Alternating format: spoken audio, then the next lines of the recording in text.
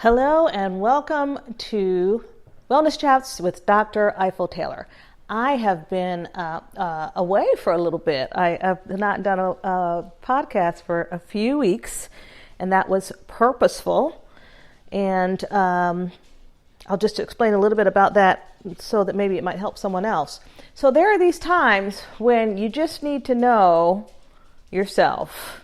And you need to know what's good for you. And one of the things I have learned over the years is that when it's time for me to just kind of chill and relax and not keep too many things on my plate, then it's time for me to do that. And that's where I was. I took my break, and I feel strongly about that. I'm encouraging all of you to take a break when you need to.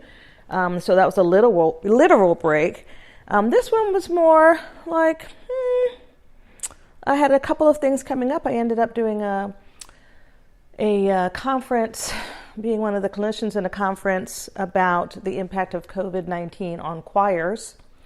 I am a lifelong choir woman, and a really good friend, Philip Carter, asked me to be one of the clinicians at that conference. And so I had that on my plate, and then of course I have my patients.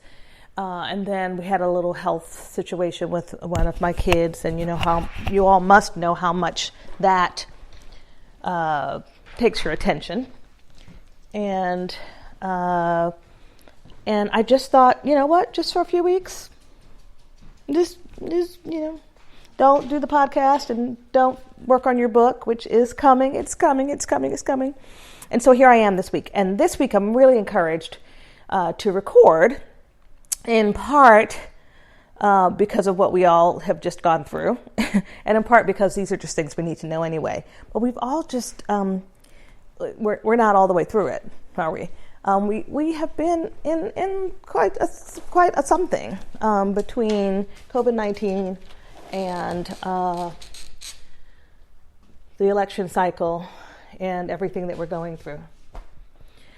And so this podcast is happening right after. I'm hesitating because it's hard to call it after. The election has already happened. A winner has been declared. Yet we have a controversy about the election, and I don't think it's worth talking about. And it's one of the things that I really didn't want to do a podcast about, to be honest. So we're in it, and we're coming through it. And so this podcast is about peace. It's about seeking peace. And, peace is, there's global, there's world peace, and then there's peace within our communities, and then there's peace within our families, and then there's our own personal peace. And honestly, all of those have been challenged recently. And I wanted to just talk a little bit about, and there are people like Joe Weston who I had on the podcast a few weeks ago, who really get involved in global peace and the push for global peace and community peace. And they're community activists, and they're about peace and justice as well. And I'm a psychiatrist. I mainly work one-on-one with people, or in marriages, or in families. And so today, this podcast, I just want to talk about you, just one-on-one, and the things that we need to do in order to seek and then establish peace within our own lives. And these are like common sense things. There's nothing like tremendously deep. It's just, I'm really kind of trying to remind you. They're all things you know, but I'm trying to remind you and trying to stress it. I am the founder of Strand Wellness, which is a wellness center in Charlotte, North Carolina, where we focus on patients and clients looking at their self-care, mind, body, and spirit. And so we have physical fitness there, and yoga and massage and meditation and mental health. And I felt strongly over the years, that mental health has always taken a back seat, and to the other aspects of our health, and it just never should have, and really shouldn't, and never should be in the back seat, because it's it's such a cornerstone to our health and wellness.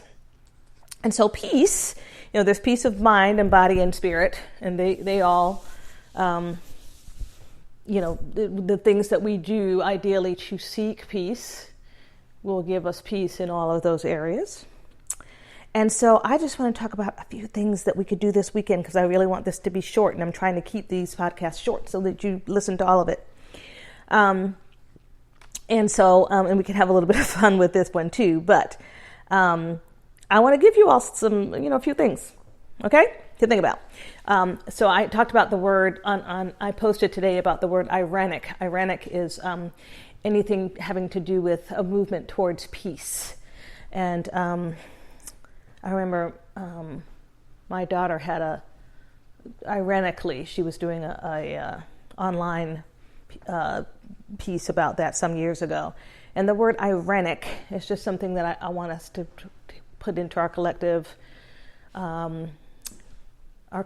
minds, and our how we think about things. Like, we should be moving towards things that are ironic in nature. So now I did all that. Back to this weekend. So I'm getting ready to go take my walk, and I decided to do. I was gonna actually walk and do this podcast, and I thought, maybe I'll just go ahead and get it done, and then take my walk, so that I am sure that it is the ironic pursuit that I am choosing for it to be today. So how many of you out there, what are you planning to do this weekend? We're here. It's been a tough 2 weeks. What are you planning to do this weekend to establish your peace? Okay, so I've got 5 things with a couple of honorable mentions, and I'm just going to give you those 5 and the 2 honorable mentions, and we're going to close. Okay, but I'm trying to get you to think. Okay, about yourself, self-care. Okay, so the first is an obvious one: watching television. So watching television can be peaceful, and it cannot be peaceful. In the last few weeks, even in the last 9 months now since COVID-19, watching TV can be very not peaceful. And so we really have to be selective in what we choose to put into our heads. And I always say to people and to patients, by all means, be updated, know what's going on, be well informed, don't listen to misinformation, try to pick news stations that make sense and that are not promoting things that are not peaceful. And that's for radio, and that's for social media as well. But I'm just talking about TV right now. And I'm saying, know what's going on, but don't steep in it. So this is what I compiled as far as I see it. This is my opinion now. Okay, you make a list for yourself. The 5 most peaceful TV shows you can watch right now. Okay, peaceful. I'm not talking about entertaining. I'm not talking about like exciting. I'm talking about peace-filled. Okay, I'm going to count them back from number 5. Number 5, CBS Sunday Morning. If you watch CBS Sunday Morning, you already know what I'm talking about. I don't have to explain. If you don't watch it, there's just Jane Pauley. She's got that voice. The subjects that they cover are just so informative. The show ends with the peaceful trickle of water in some remote place in the Midwest every week. It's just very, very calming and a really nice thing to take in on Sunday morning. And of course, there's church. I'm putting that on this. That's there. There's a church service. You can tune into a church service, and certainly that's going to give you peace, or whatever your religion is. I'm not being specific to. I'm not speaking specifically to Christians, but whatever you do Sunday morning to kind of get yourself spiritually set. Absolutely. I'm just talking about these 5 TV shows right now. Okay, so CBS Sunday Morning with Jane Pauley on CBS is number 5. Number 4, anything Hallmark Christmas movie, any Hallmark Christmas movie, like they're usually rom-coms. They usually have a little, there's a little bit of tension between the two people, and then it resolves, but you know how it's going to end. It's going to have that sort of Christmas feeling to it and spirit to it, and it's just the right time of year for it, and they are definitely releasing all of these Hallmark Christmas movies now, and I say go for it. And of course, the Christmas movies, like from our childhood, like The Grinch and Santa Claus is Coming to Town, and all of those wonderful Christmas shows, absolutely, it's gonna do it for you. It just is. I mean, when you hear the whatever words the Who's are saying, that is just peaceful. It just is. Okay, so number 4 was all of the Hallmark Christmas movies. Number 3, Today with Hoda and Jenna on NBC. A little hokey sometimes. It was better when they could have the guests in with them, but it's very calming. They're always trying to do some story that's going to uplift people across the board. They're on the list. Number 3. Number 2, Caribbean Life on Hulu. Whether you've been to the Caribbean, you haven't been to the Caribbean, the sound of the show, the beauty that's shown, you just want to watch episode after episode, and it's so peaceful. I love it. And number 1, and this is whether you're a pet lover or you're not, number 1 is The Dog Whisperer on National Geographic Wild. Cesar Millan, something about him, his handling of the dogs. If you have a dog, you watch it, you feel like, wow, okay, that's it. I'm going to get this. If you don't have a dog, you think, maybe I could have a dog. I mean, he's just awesome. And it's number 1. Okay, you may not agree with me, but I'm just trying to help you. Okay, so watching peaceful things on TV. It's number 5. Number 4, listening to music. Again, this is something that you know. It's a given. Again, watch what kind of music in terms of, I don't mean necessarily in terms of genre, I mean in terms of the emotions that maybe would stir up in you, whether the lyrics make you angry, or maybe it brings you to some place really, really sad for you, and maybe that's not really going to be the best idea. So, decide what music. If you're not a classical music lover, consider classical music. Just consider just listening to it and letting it get into your spirit. And then, of course, there's like music for Reiki and music for meditation and music for massage, yoga music. You can get all of those things. You can go to Apple Music or whatever and put in whatever you'd like. And you probably can put in music for peace, and they're going to have some of this for you. Studies across the board, listening to music and the value of music in our health and wellness has been stated in the literature. Okay, number 3, one of my personal favorites, gardening. This time of year, the leaves, get the rake the leaves, get yourself a blower, blow the leaves, pull up the leftover summer flowers and bag them. Rake out your flower beds in preparation for the winter. Pull up your leftover, the things in your raised bed. Pull up, I'm going to be doing that this weekend.